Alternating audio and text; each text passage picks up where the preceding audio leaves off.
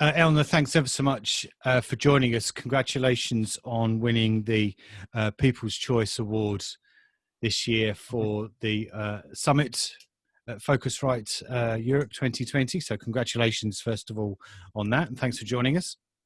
Thank you. Okay. Right. So I've got a couple of questions, really, just kind of following up on your presentation and the interaction that you had briefly with the dragons, as we call them. And you said a couple of times in your presentation that by August, the business had returned to normal or expectations by that time. And I just wondered if you could, I must confess my kind of jaw dropped a little bit when I was pretty surprised that you said that. So just what were the levels that you have returned to, and why do you think they've kind of come back so quickly? So our August sales were 2.7 million and our August 19 sales were 2.6. So it's just a little bit over on year basis. The booking started resuming in June after 3 months of no sales. And by August, we just over 100%. So now we're targeting in the next couple of months to go back to double growth. I think there are multiple reasons why we managed to recover so quickly. I think the main reason is we were a very fast growing company before COVID anyway. So it's that inertia which we have. That's one reason. Another reason is we managed to respond quite quickly and we launched a very scalable way to add new properties. So we added a lot of local offers. So very significant, probably. Before, like 99% were international travelers from North Europe to South Europe. But I would say 20, 30, maybe 40% were now more local travelers. And we managed to add this supply to respond very quickly to that. That's another reason. And the other reason is we just have very, very high loyalty rates. We have over 70% repeat rates. So people, once they try our website, they rarely go to another website. Because of all those search functionalities. So to be honest, I'm not surprised. I was aiming for it. But the main reason is probably we're just fast growing company. Yeah. Anyway, before COVID, we were double growth. We had a double growth earlier this year. Okay.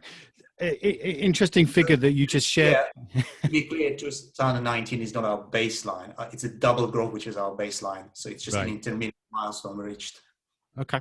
A figure that you shared just then, 70% repeat bookings. Yes. Which is, it's incredible loyalty. What do you put that, the obvious, my question is, what do you put that down to? I sense the answer is always going to be because they like the product, we give a good service and all those kind of things. But is it because it is you don't have a huge amount of competition almost as well? Yeah, I think it's primarily that there is no other website which does nearly what we do. There are hundreds of thousands of small travel agencies doing it in a brick-and-mortar way locally. Majority of them are actually our sub-agencies using our platform. Okay. But nobody does it in a true platform level, global platform level.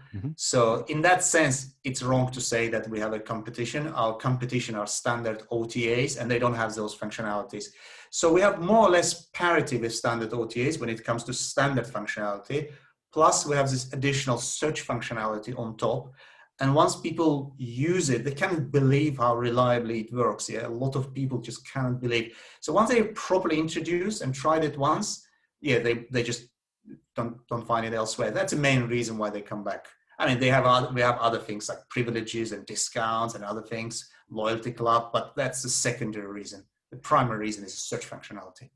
And, talking of those other OTAs,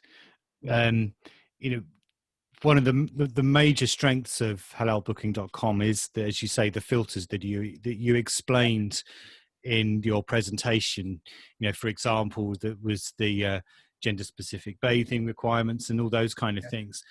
Those filters and bits of functionality are obviously very specific to your brand and your site, but those could quite conceivably be turned on quite quickly by the likes of a Booking.com or an Expedia. what's kind of stopping them doing that? Because, you know, you've created a market for yourself that they're perhaps missing out on potentially.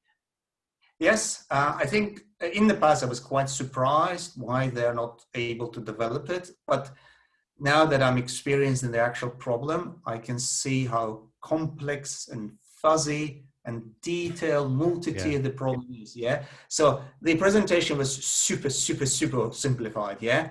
None of it is a rocket science. It's just very, very, very granular. You know, basically there is no nomenclature for these things. We are creating a nomenclature, a data structure and definitions. So it's us saying all the halal needs can be divided into 6 categories. It's us saying that any facility can be described in 4 gender modes, not 5, not 3. It's us who's saying there are 8 possible swimwear policies you can conceive. There are 4 gradients of seclusion, from fully secluded, almost secluded, part secluded, blah, blah, blah. So all those nitty-gritties, yeah, so it's a business definition problem, a very complex, fuzzy business definition problem, business engineering problem, which then needs to be solved by technical engineering. So it's basically this complexity of it which makes it very difficult to solve. I'll give an example. TripAdvisor, when you search for restaurants, you can filter by halal dietary requirement, as well as vegan and pescatarian and kosher and so on. But 99% of the restaurants which have partial halal offering do not tick it on TripAdvisor, because they're afraid that if they'll tick it, they will imply that everything is halal there. So they'd rather not to tick it. So a lot of people just find out from the word of mouth that, for example, at any Pizza Express or Zizi, chicken is halal. Yeah, that's not a digitalized searchable information elsewhere. And this is a type of granular problem we're solving. So it's granularity and fuzziness of the problem which makes it difficult. But to be honest, the day, you know, Glenn Fogel of Booking.com or others will say, we need to really tackle it, that will be a great day for us, because then they will definitely need us. And I think Expedia recognized it, and Expedia has been pursuing us to do integration with them. So we have a deep integration with them. So all the standard data we acquire from them, but still, you know, halalness data we put on top, yeah? But they recognize the size of the market. They recognize that it's not easy for them to address it. So they're saying, we're going to supply you 90% of data supply, yeah? You focus on your 10% of the data, which is the most important for your customers. So in that sense, I think it's a recognized by them. It's just complex problem to have. But once the day they say we have to tackle it, it's a great day for us. I think we'll have a big acquisition over. Now, what I find quite interesting and what your answer, and hopefully your answer will explain, is around the supply of your hotel stock. So because you are filtering and including hotels and properties that have certain requirements, allow certain types of processes that fit the needs of your site, does that mean you then have to contract them yourself, or do you do those through a wholesaler or a GDS or something like that? We do both, yeah. With all the key strategic, highly sellable hotels, we have direct contracts and direct interfaces, but we also have supply contracts with Expedia, hotel beds, and others. So, and at the moment, we're banking mainly on Expedia for that. Yeah. So by a click of a button, we can basically add a hotel with 90% data, which is standard data. So it's just a matter of seconds to add it. And then the hotel gets access to our extranet to add the data on top. And if more data they add, higher they will be in search results. Yeah. Right. Fundamentally, our job is not to be too picky about the hotels. Fundamentally, we're going to add all hotels, all 500,000 hotels in the world, and more halalness data, more granularity they fill in, more searchable they will be, and more sales they will get directly from us or for Expedia, doesn't matter really. So that's the idea. So we don't have a concept of a hotel halal. There is no such thing as hotel halal or non-halal. Everything is in between. Yeah. It's about, you know, for a hotel, if they have a VIP sauna, VIP spa suite, which is privately bookable, it's nothing to do with halal conscious customer. It's just a VIP service. But to our customers, it's of a greater interest than perhaps to other customers, at least at the point of making a decision which hotel to go for. So for example, when I go to ski resort, I always book it whether there is privately bookable sauna. I'm not so fussy about food, but I'm fussy about sauna after skiing. There's no point skiing if you don't sit in a sauna for an hour after skiing. Okay. Yeah, so in that sense, for me, that's an important requirement. For another customer, for another trip, the requirements change. So we leave it to customer to decide what is must have and nice to have. And the way filters are designed are from the best halal offering to the very, very least, or none. Yeah. So any hotel would qualify for our website. It just will be less searchable if they have less offerings. But it depends on what customer wants. We'll leave it to them to define it. Last question, if I can, then, Elnur. I mean, you said again 70% of repeat customers, but what is your kind of customer acquisition strategy? I mean, do you use, could we call it traditional, pay-per-click marketing, or do you use, more? This is kind of thinking out loud here, but advertising in specialist publications that are targeting travelers of that. First of all, I would say our acquisition strategy is much more at the beginning of the search funnel, not at the end. So not like performance marketing when the person already made up his mind that he's going to stay in Hilton, London, whatever. Yeah. No, our target, our strategy is to acquire someone who is a potential customer before they actually want to book, and then nurture them over weekly email marketing, inspire them, and eventually get a booking.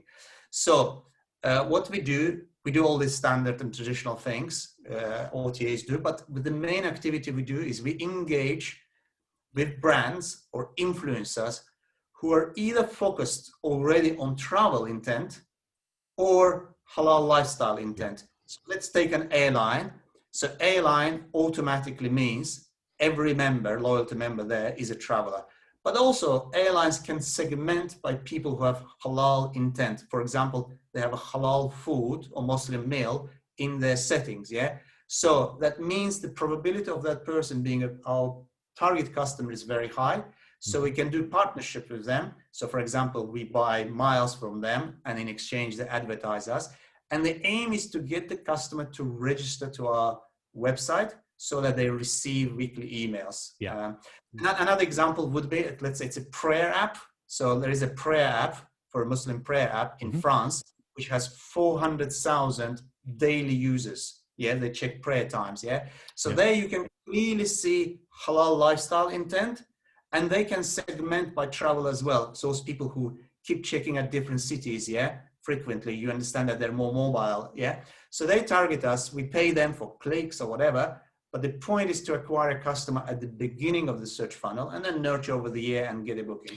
It's almost like you've created a community almost.